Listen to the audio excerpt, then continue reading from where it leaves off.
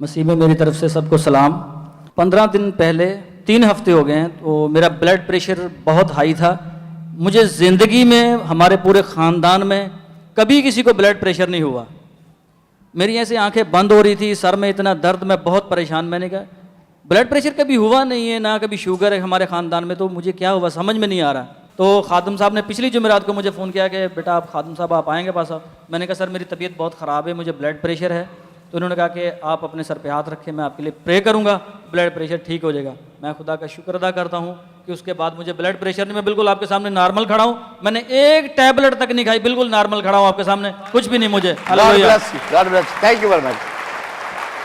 ये भाई घर में बेहोश पड़े थे, मैंने इनको बोला सर पर हाथ रखो अभी, और इसी वक्त आप कामिल शायद खुदा ने इसे शिफा दी। खुदा दूर नजदीक का खुदा, वो हर वक्त काम करता है।